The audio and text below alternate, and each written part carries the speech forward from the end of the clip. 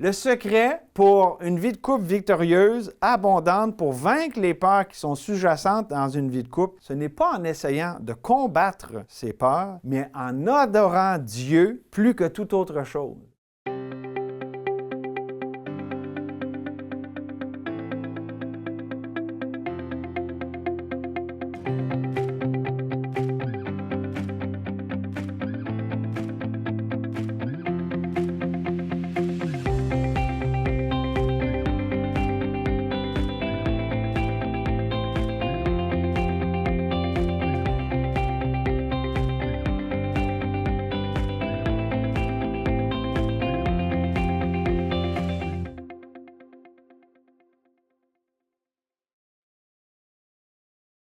Alors, bonjour, mon nom est Guillaume Roy, je suis pasteur à l'Église baptiste de Saint-Augustin et je suis content de continuer la série qu'on a commencée la dernière fois, le deuxième message. La dernière fois, on a vu une vie d'adoration.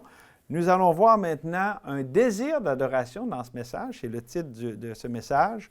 Et c'est, je le rappelle, dans une série que je fais sur les couples, et je l'expliquais dans le dernier message comment on prend un angle différent sur la centralité de Dieu dans le couple et comment c'est la clé pour un couple chrétien, victorieux, abondant et vraiment qui porte du fruit à la gloire de Dieu. Donc, un désir d'adoration aujourd'hui. J'ai retenu le psaume 27 qu'on va parcourir ensemble, mais j'aimerais commencer avec le verset 4 pour s'introduire. David qui dit « Je demande à l'Éternel une chose que je désire ardemment. Je voudrais habiter toute ma vie dans la maison de l'Éternel pour contempler la magnificence de l'Éternel et pour admirer son temple. » Ce verset est au cœur de ce psaume et c'est aussi vraiment l'essence de ce qu'on va voir aujourd'hui. C'est-à-dire, on a commencé à parler d'adoration ensemble dans le dernier message, une vie d'adoration. Et aujourd'hui, avec le désir d'adoration qu'on voit vraiment c'est très évident ici, je demande une chose à l'Éternel que je désire ardemment. Bien, on va voir une nouvelle facette pour la vie de couple. Et encore là, on peut se demander, bien, c'est quoi le rapport d'un désir d'adoration lorsqu'on parle de relation de couple, de vie de couple ou même par extension de vie familiale?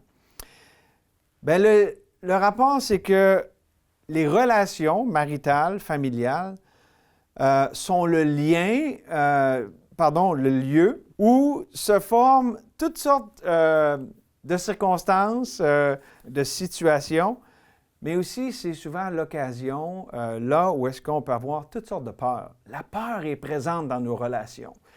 Et donc, ce que j'aimerais développer dans ce message-ci, c'est la vérité suivante. Et je vais la répéter pour que vous la saisissiez bien. La meilleure façon de vaincre la peur qui est dans nos relations, parce que dans une vie de couple, dans une vie de famille, c'est très présent. La meilleure façon de vaincre la peur, ce n'est pas en essayant de combattre ces peurs, mais en adorant Dieu plus que toute autre chose. Donc, je le répète, le secret pour une vie de couple victorieuse, abondante, pour vaincre les peurs qui sont sous-jacentes dans une vie de couple, c'est pas essayer de combattre ces peurs, mais d'adorer Dieu plus que toute autre chose. Et on va découvrir ça ensemble en descendant comme ça les versets de ce beau psaume de la parole de Dieu. D'abord, au verset 1, on peut dire « L'Éternel est ma lumière et mon salut. De qui aurais-je crainte? L'Éternel est le soutien de ma vie. De qui aurais-je peur? » D'abord, un désir d'adoration qui vaincre la peur est fondé dans une vision de Dieu, une considération de Dieu qui est très élevée. Regardez ici comment il dit « L'Éternel est ma lumière, l'Éternel est le soutien de ma vie. » Donc, à deux fois, il dit « L'Éternel est quelque chose pour moi. Il est ma lumière, il est mon soutien. » Et ça, c'est tellement important. Qui est Dieu pour moi? Qui est Dieu pour toi qui écoute ce message? Et ça va déterminer le type de vie que tu as. Tout découle de ma perception de Dieu, de mon appropriation de qui Dieu est, sa personne. Par exemple, si Dieu n'est pas plus grand que mes problèmes vont être énormes. Mais si comme David, même un Goliath ne peut pas faire ombrage à qui Dieu est pour moi, je vous dis qu'il n'y a pas grand-chose qui va nous arrêter comme on voit dans la vie du roi David. Et j'aime comment c'est illustré pour ceux qui ont vu la série The House of David. Bon, je pense que c'est juste en anglais, mais ça dépeint, en tout cas, le début de la vie de David dans les premiers épisodes. Et ça culmine avec le fameux combat entre David et Goliath. Mais ce qu'on voit, que cet homme qui est dépeint dans la série comme étant pas grand, plutôt frêle, comment il combat Goliath, pas parce qu'il est si fort puis il a tellement de force en lui-même, mais parce qu'il a une si grande vision de son Dieu. Et c'est ce qu'il dit en arrivant sur le champ de bataille. Les gens disent, t'es tout petit, t'as même pas d'armure de Saül parce qu'elle est trop grande pour toi, t'es pas à l'aise dedans. Mais il dit, vous comprenez pas. C'est pas par rapport à moi, c'est pas par rapport à une armure, c'est par rapport à la grandeur de Dieu. Il voyait son Dieu plus grand que Goliath et il était motivé parce que Goliath s'était attaqué à son Dieu. Il ne voulait pas laisser la réputation de son Dieu, qu'il voyait si grand devant lui, être attaqué par quelqu'un comme Goliath. Et ça a été le secret de la victoire. Et c'est évidemment aussi le secret pour une vie chrétienne victorieuse. C'est une vision de Dieu tel qu'il est grand, étant notre lumière, étant le soutien de notre vie. Et donc, ça m'amène à vous poser la question, comment est-ce que vous complétez la phrase « L'Éternel est », il est quoi pour vous? Il est quoi pour toi, Dieu? Dans ta vie, dans tes situations, dans tes relations, dans tes circonstances. Et ta réponse va déterminer si tu vas sur le chemin de la défaite ou de la victoire. Quel est le secret d'une telle confiance comme David a eu envers son Dieu, d'une telle assurance devant Dieu, d'une telle assurance dans la foi? Bon, on voit ça au verset 2 et 3. « Quand des méchants s'avancent contre moi pour dévorer ma chair, ce sont mes persécuteurs et mes ennemis qui chancellaient les tombes. Si une armée se campait contre moi, mon cœur n'aurait aucune crainte. Si une guerre s'élevait contre moi, je serai, malgré cela, plein de confiance. » On voit ici une déclaration, ou si vous voulez, une réaffirmation de la grandeur de Dieu. Je dirais que, ou de la suprématie de Dieu. Et lorsqu'on fait ça quotidiennement, c'est le secret d'un désir d'adoration qui nous amène à marcher dans la victoire. Par exemple, écoutez ce que ça dit dans Colossiens chapitre 1, versets 15 à 18. « Le Fils, évidemment, ça parle de Jésus, est l'image du Dieu invisible, le premier-né de toute la création, car en lui ont été créées toutes les choses qui sont dans les cieux et sur la terre, les visibles et les invisibles, trône, dignité, domination, autorité. Tout a été créé par lui et pour lui. Il est avant toute chose et toute chose subsiste en lui.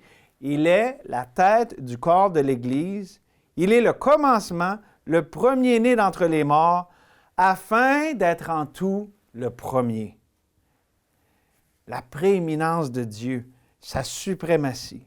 Quel ennemi, quelle situation, quelle relation peut s'élever au-dessus d'un tel Dieu? Il n'y a pas personne, lorsqu'on voit Dieu tellement élevé, rien ne peut aller au-dessus de qui il est. Et c'est ce qu'il est. Et c'est pour ça que c'est tellement important qu'on le reconnaisse, que notre foi s'approprie cette réalité suprême de la suprématie de Dieu.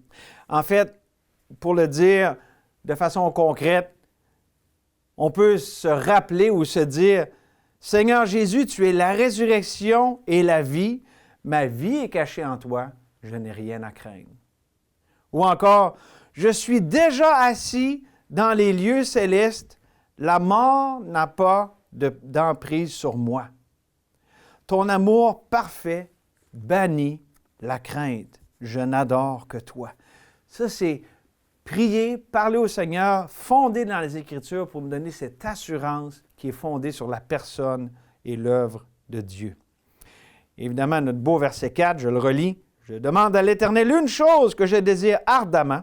Je voudrais habiter toute ma vie dans la maison de l'Éternel pour contempler la magnificence de l'Éternel et pour admirer son temple. » Dans le fond, ici, on voit David, le psalmiste, qui fixe les regards sur son Dieu. Et pour nous, la Bible nous dit de fixer les regards sur Jésus. Et pas juste le matin lorsqu'on s'assoit avec notre Bible, mais à travers la journée. Et pour un enfant de Dieu, pour nous qui sommes rachetés par le sang de Christ, à la lumière de la nouvelle alliance, le désir, la foi qui est exprimée dans ce verset ici, dans le psaume, ça veut dire que l'adoration, ce n'est pas simplement le dimanche lorsqu'on va à l'Église, mais c'est un style de vie. C'est une disposition complète de tout notre être face à Dieu et qui s'exprime dans l'entièreté de notre vie, dans tous les jours de notre vie, tous les moments de notre vie. Et ça veut dire quoi, ça, dans une vie de couple, dans un couple chrétien? Mais je pense que ça veut simplement dire de prendre le temps de s'arrêter pour se rappeler que Christ vit en nous, qu'il est là, pleinement présent et pleinement suffisant. Et quand la peur veut monter, parce qu'elle monte, on replace nos regards vers Jésus et on déclare, Dieu, tu es au contrôle. Quand l'inquiétude veut s'insinuer, on peut s'arrêter pour proclamer, tu es ma vie. Et j'aime quand ici on voit, parce qu'on parle du désir d'adoration dans ce message, il dit qu'il désire ardemment. C'est pas à peu près, il est de tout cœur dans ce désir pour Dieu, pour la personne de Dieu. Et je crois qu'il y a une loi spirituelle ici. Plus nous désirons Dieu, sa présence, sa volonté, oui, parfois même son brisement, ses voies qui ne sont pas nos voies, qu'on désire sa gloire, alors plus la puissance de la peur, de nos circonstances, de nos relations va être brisée. C'est proportionnel. Plus on a cette estime de Dieu qui est élevée, plus l'emprise de nos peurs va s'atténuer. Et ça, mes amis, ça nous amène à deux beaux versets ici dans le psaume, versets 5 et 6. « Car il me protégera dans son tabernacle au jour du malheur. Il me cachera sous l'abri de sa tente. Il m'élèvera sur un rocher. Et déjà, ma tête s'élève sur mes ennemis qui m'entourent. J'offrirai des sacrifices dans sa tente au son de la trompette. Je chanterai, je célébrerai l'Éternel. » J'aime ces versets où est-ce qu'on voit David qui s'exprime dans la louange, qui loue l'Éternel. Et comme ça dit dans Hébreux 13, 15, « Par lui, offrons sans cesse à Dieu un sacrifice de louange, c'est-à-dire le fruit de lèvres qui confessent son nom. » Un esprit de reconnaissance, de louange, qui exprime cette estime que nous avons de Dieu. Et quelle meilleure façon que par les chants. Je vous encourage à adorer Dieu à travers la musique. Peut-être que vous jouez de la musique, mais vous pouvez certainement écouter de la musique, vous entretenir par des psaumes, des cantiques spirituels, en chantant de tout votre cœur les louanges du Seigneur. Trouvez des chansons qui vont exalter Jésus comme étant votre vie, comme étant votre sécurité, votre victoire sur la mort, et chantez-les, priez-les, remplissez-en votre cœur, comme la parole de Dieu dit, que ces choses habitent en vous dans toute sa richesse. Et ça va simplement exprimer votre dépendance joyeuse à Dieu. Il y a une joie dans la musique, dire « Dieu, je suis heureux de t'appartenir, je suis heureux d'être ton enfant, de dépendre de toi, tes voies sont bonnes, tu es majestueux, tu es incomparable. Qui d'autre dans le ciel est semblable à toi? » Et ça, mes amis, ça nous fait découvrir la grandeur de notre Dieu dans le quotidien, la simple puissance des chants, des louanges, mais aussi la prière. Et on voit ça dans les versets 7 à 12. C'est une prière ici dans le psaume. D'abord au verset 7, il dit « Éternel, écoute ma voix, je t'invoque, aie pitié de moi et exauce-moi. » Un désir d'adoration est fondé dans une dépendance à la miséricorde de Dieu. Et la prière s'approprie cette miséricorde, s'approprie le Dieu de miséricorde. Et aussi, on voit au verset 8, « Mon cœur dit de ta part, cherchez ma face. Je cherche ta face, ô Éternel. » Un désir d'adoration est propulsé par une disposition de cœur à chercher Dieu. Chercher sa face, lui qui il est, sa présence. Pas juste sa main, ce qu'il fait, mais lui, ce qu'il est en tant que personne. C'est ça l'idée de chercher la face de Dieu. Verset 9, « Ne me cache point ta face, ne me repousse pas avec colère. Ne repousse pas, avec colère ton serviteur. Tu es mon secours. Ne me laisse pas, ne m'abandonne pas. Dieu de mon salut. Un désir d'adoration redoute le bris de la communion avec Dieu, de la faveur de la grâce de Dieu. Et ces expressions ici de dépendance volontaire envers Dieu sont tellement déterminantes pour une vie de couple, une vie relationnelle qui porte du fruit. Parce que de cette adoration découle tout le reste. Ma relation avec Dieu va déterminer toutes les autres relations. C'est ça le fondement de notre série. La relation avec Dieu, notre adoration, va déterminer ma relation de couple, ma relation familiale, ma relation avec toutes les personnes que Dieu met sur mon chemin. Lisons maintenant le verset 10.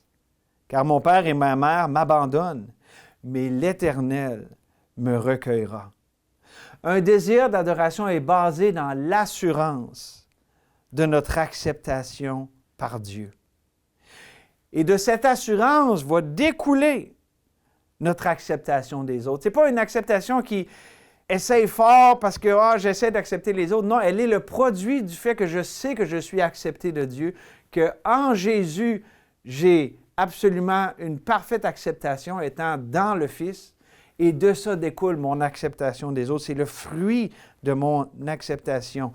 Et ça va loin parce que des fois, on a à en souffrir pour le bien et le péché des autres à la gloire de Dieu.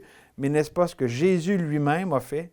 Lui qui était méprisé et abandonné des hommes, homme de douleur, habitué à la souffrance, semblable à celui dont on détourne le visage, nous l'avons dédaigné, nous n'avons fait de lui aucun cas. Ésaïe 53, 3.